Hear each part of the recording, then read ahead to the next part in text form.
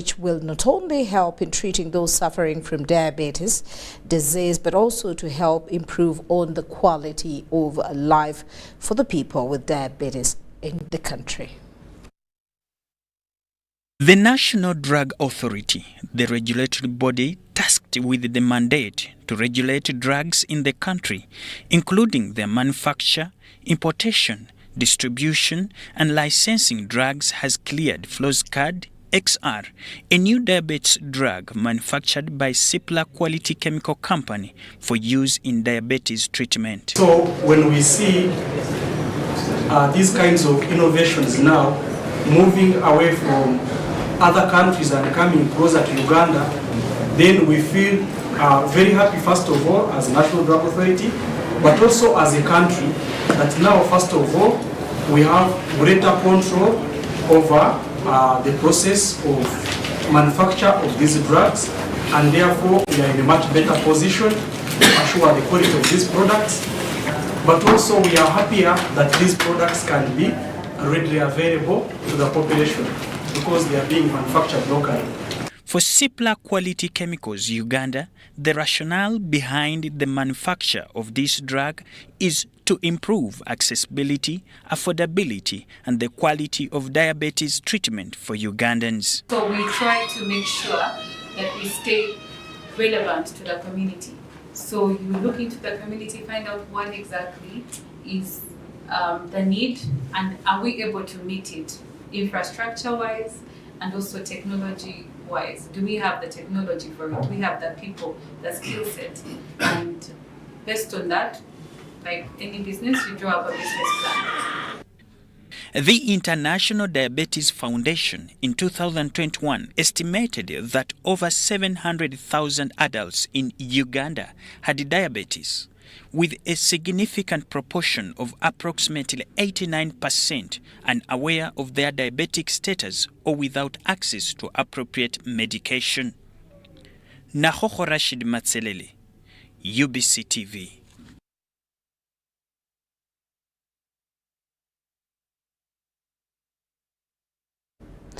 Now, Uganda Railway Corporation has partnered with Cross Culture Foundation of Uganda and Vintage Collectibles, there's a Rotary Fellowship to campaign for the preservation of heritage and historical infrastructures. Uganda Railways Corporation possesses old and historical buildings and agitates for conservation history towards developing the tourism sector. Let's hear more in this report.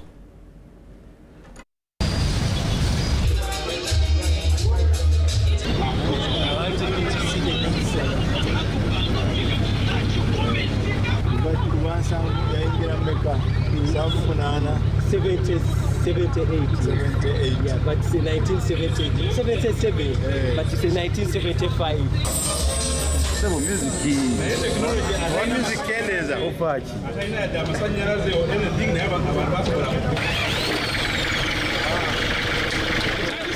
The entire building, save for a few repairs here and there, remains the way it was when it was first constructed. It's also important to note that largely it remains intact and fit to serve the purpose for which it was constructed. About the importance of promoting and protecting our heritage as a country, as manifested in historical buildings and vintage cars. And for so long, we have been promoting the safeguarding of historical buildings, but this is the first time we are collaborating with the managers of the vintage cars to promote the safeguarding in a different way. From here, Honorable Minister, the idea is that we are going to drive to Jinja, and we are going to make stopovers at different historical buildings. The first one is going to be the House of Hamukasa in Mukono. And here, if you're 60 years or 65, if they tell you to change your names, you would be a different person. So we would wish, Honorable Minister, that you add your voice on our plea that these 6 digit plates are actually reserved for the history and the heritage of the country. Even imagine how we are living. But it's good to preserve these things so that people see that we didn't just happen. We have been there, we have moved, we have evolved. Everything is moved, has evolved, but we need to preserve what was there before. I've seen pictures of people all over the world coming to Uganda on their itinerary, and on their itinerary is the museum. So we should have as many museums as possible instead of just having one. For the drivers who are going to drive the vintage cars, first of all, let me thank you for preserving them. I don't think it's very easy. When I was looking at some of these, like Pijot Kaologoma, Datsun one movie, where do you get the spares? I don't know whether Musa Bode is the one who helps you.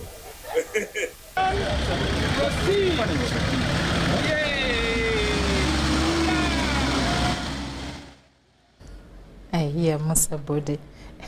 As part of its 25 years celebrations, MTN Uganda has announced 25 projects which are set to benefit from 500 million shillings kitty. According to the telecom company's CEO, Sylvia Malinge, the initiative aims at creating a meaningful impact on local individuals and organizations making a profound impact in these communities. MTN Uganda has announced the 25 projects for the inaugural MTN Changemakers initiative, set to benefit from a kitty amounting to 500 million Uganda shillings. Framework of ESG, which stands for Environment, Social. The initiative is designed to create impact on the lives of Ugandans, focusing on youth, women, persons abled differently, and communities in need as part of its 25-year celebration. 70% young people, so we are asking ourselves, how do we empower our youth so that they can be positive and creative contributors to this economy? How do we support our women and make sure that they're included? How do we aid people who are living with disabilities, and generally making sure that we are uplifting the communities that we find who are in need? The 25 projects span the areas of education, innovation, and climate change-related activities spanning from the 5 sub-regions across the country. Because we are 25, decided that we were going to identify 25 projects across 5 regions in the country. We came out and we said that those 25 projects would benefit from a total investment that would be made by the MTN Foundation of 500 million shillings that would be spent in these 25 projects. Launched in July, the MTN Changemakers initiative has empowered individuals and organizations committed to making a difference in their communities.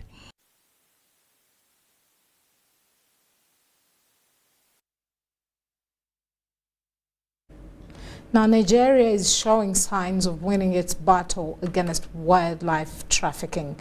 Authorities have seized and banned a huge collection of illegal wildlife products, including pangolin scales and rare animal skin that is worth over $1 million. Let's hear more in this report.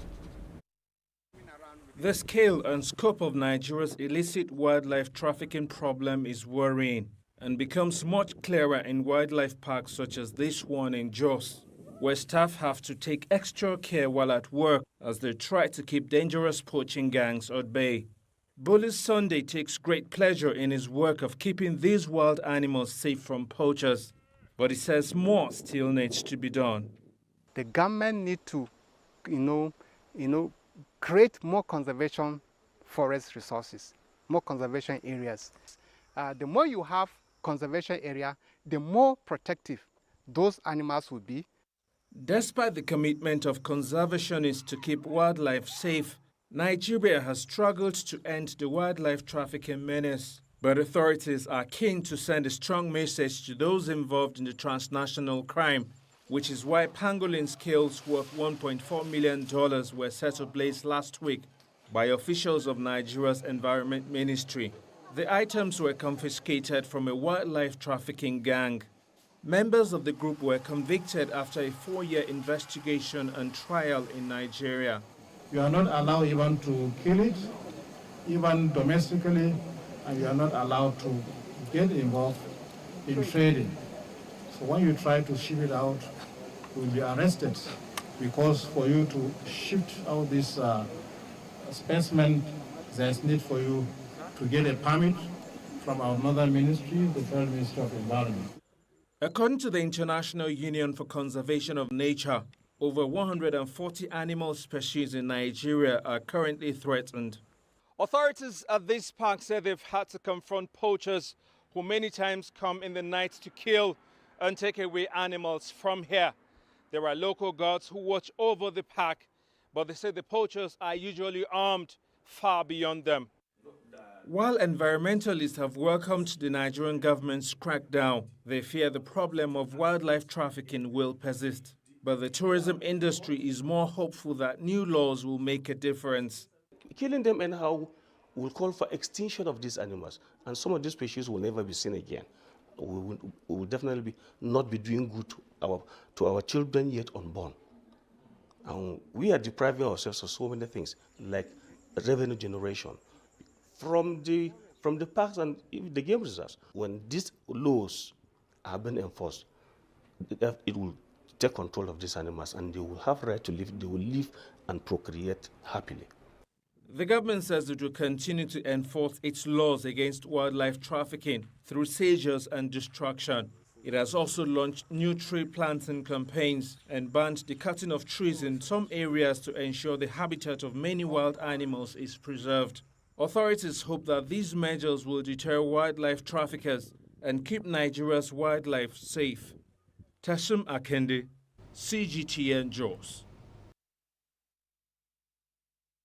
Now, with the war in Sudan raging and humanitarian aid being hard to come by, a group of volunteers have taken up an initiative of providing medicines to patients, clothes and meals.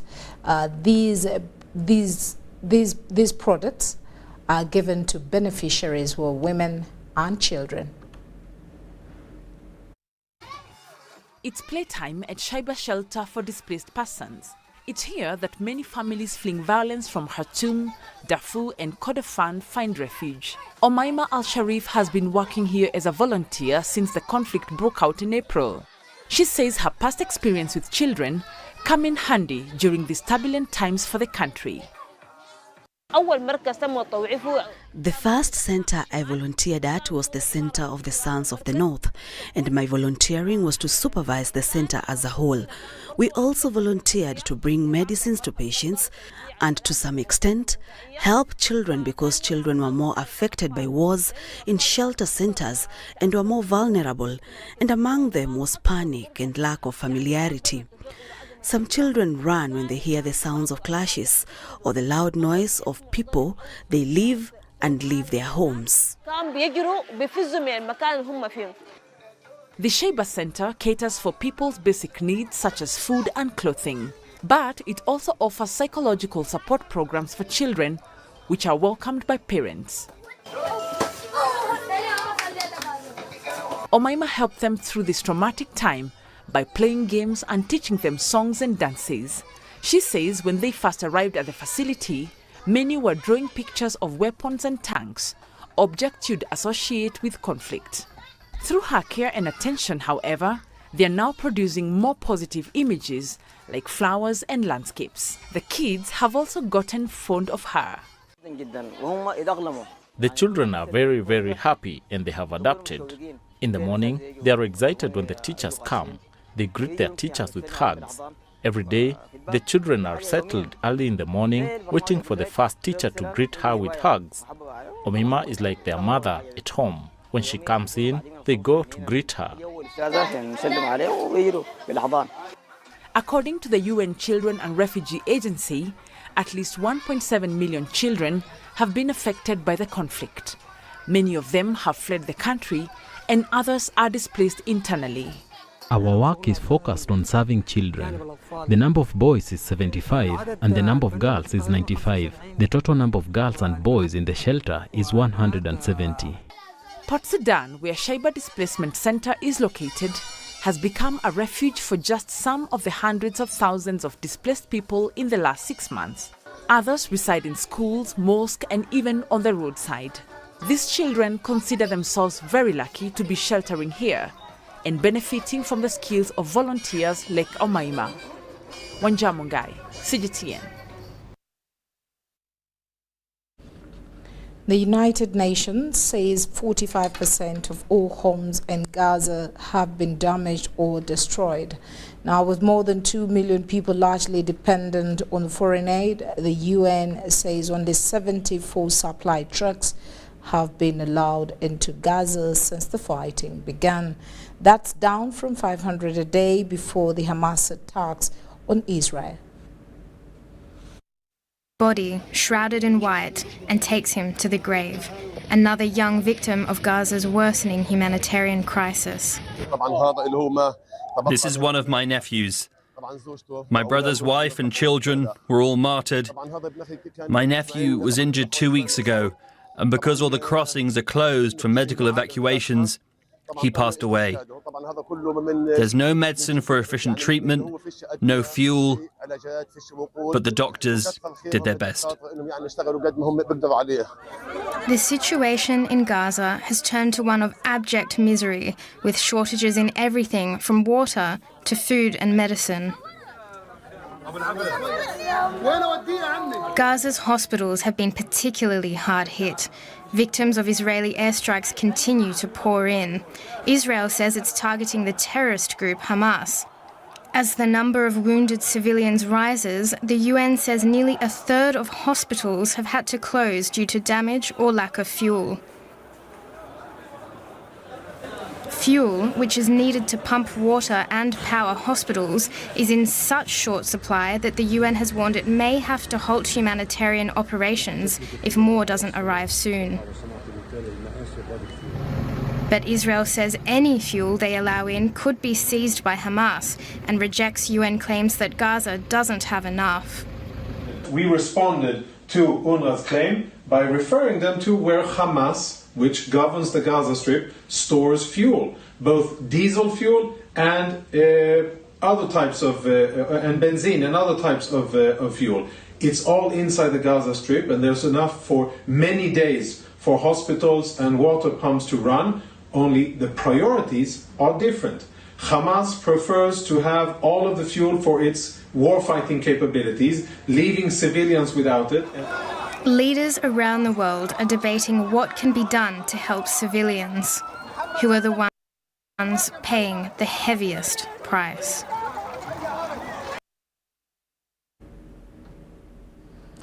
Quite a sad story there. Let's take a short break and we will return with more news. Stay with us.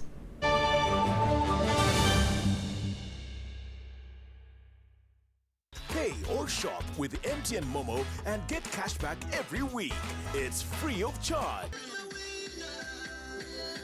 wano nno tuli bukoto era lero wetugenda okugaba pichipichi yaffe eri omwanguzi waffe wano wetuzze. I'm so excited and I'm sure even all the people, all the staff at Kwaliwath are all excited. We thank you very, very much. Myaka 25 nga MTN eweereza naye nga buli week tugaba pichipichi 5. Very, very excited. I'm excited about MTN giving back to its customers. I'm really grateful. Thank you so much, MTN. The fact that we have won really shows that people like Mama. Their services are really nice. MTN, your services are okay. The network is good. We are satisfied. Chikola sense ne? Use the Momo app or dial *165*3#. Uganda, get ready for a run that will light up lives. Youth Go Green, in partnership with the Ministry of Energy, invites you to be a part of the 5th SDG run under the theme Run for Energy Access. Her Excellency Jessica Alupo, the Vice President of the Republic of Uganda, will flag off this epic run on Sunday, 29th October 2023 at Kololo Grounds starting at 7:30 a.m. Register today for the 5 kilometer, 10 kilometer and 17 kilometer run and book your kit at at only 20,000 shillings. Call 0788 964 857 or 0701 030 673. Come run for your SDG.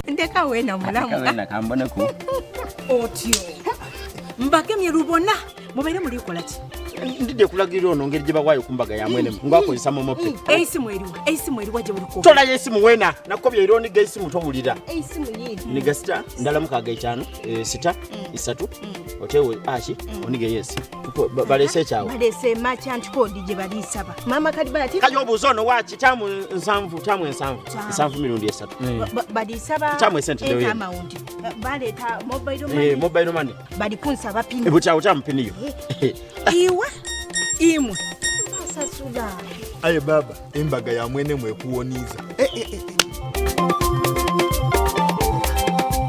Pay or shop with MTN Momo and get cashback every week. It's free of charge.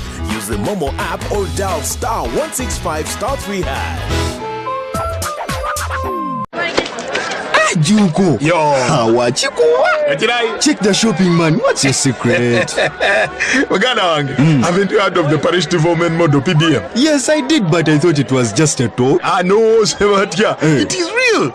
I and a few friends together formed a circle, accessed money from the PDM, invested in a poultry project, and now things are moving. Juko. I thought I was one of your friends. You are. But you left me behind. I didn't leave you in poverty. What you do, just visit your LC2 chairperson and your parish chief and start the process of economic transformation. Just like that. The parish development model is an initiative from the government of Uganda through the Ministry of Local Government designed to transform all lives of Ugandans for the better. PDM, my parish, my development, my life. It's Freaky Friday from Airtel. Buy or gift. Buy or gift. Get freaky too. Dial *100*0# to load a Freaky Friday bundle for you to enjoy the best offers on voice and data. To buy a bundle for friends and family, dial *100*0#. Freaky Friday with Airtel. Buy or gift a bundle today. Dial *100*0# to get started. Airtel. A reason to imagine.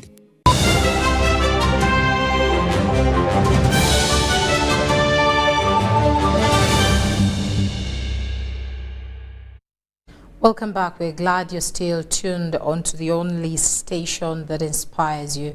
Now, as we continue, the 5th edition of the City Tires East African Badminton Challenge started yesterday in Lugogo at the MTN Indo Arena.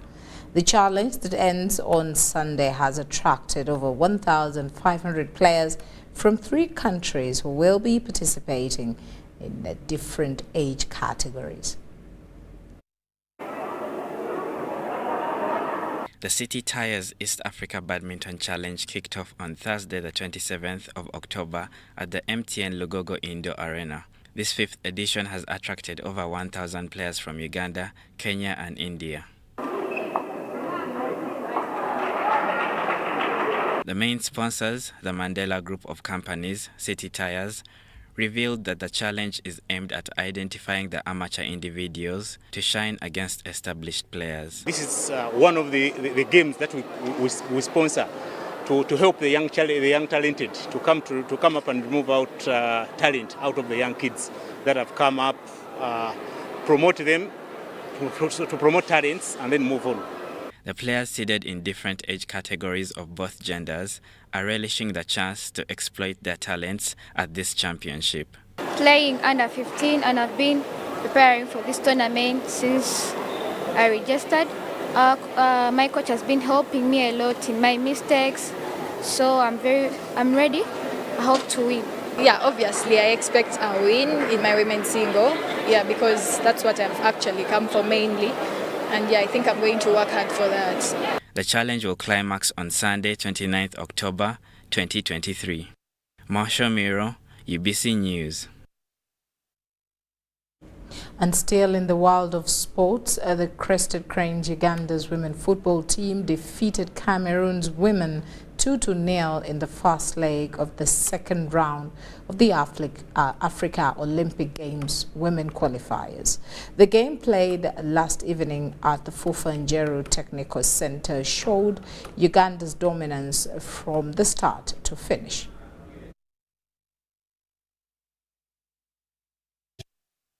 Very good win, 2-0 at home, but it is not yet over. I know the girls, they started at a low note because I'm a new coach to the team. You know, even the system, we played only one friendly. So I'm very happy that they played to my instructions because we were like singing it. We must win a home game, then we plan for the away game. We didn't go off our plan. And that is the reason why we came second half looking for a second goal and we kill off the game. Playing Cameroon with such experienced players is a bit challenging, but we've tried to do each and everything. Yes, we're happy we won, but still have another task ahead of us. And I believe we can still make it, we can still qualify. Difference as Cameroon still on the trail. They had a chance.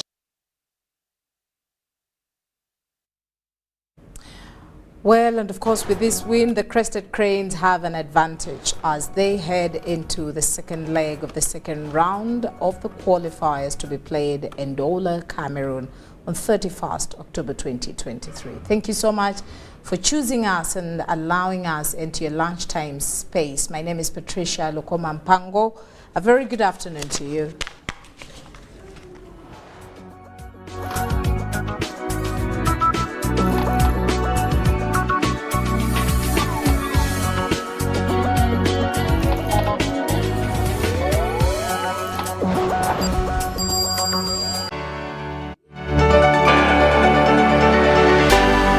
UBC, inspiring Uganda. Pick of the day on UBC. One-on-one with Michael Jordan Lukomwa. A weekly face-to-face conversation focusing on accountability, inspiration, information, and sensitization of the public from the various sources such as inspirational profiles. Having a disability is not inability. Every Friday 9 p.m. it's one-on-one with Michael Jordan Lukomwa. Don't you see anywhere that you would give a credit in the fight against COVID?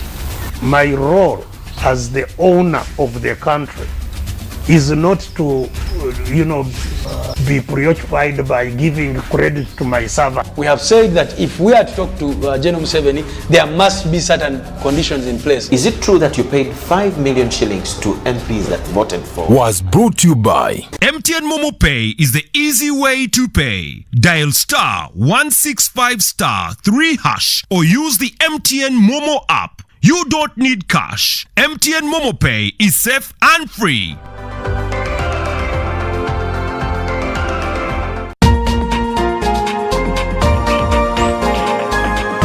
Bintu biri bisatu ebigaggawaza abantu: production, service delivery, obubbi.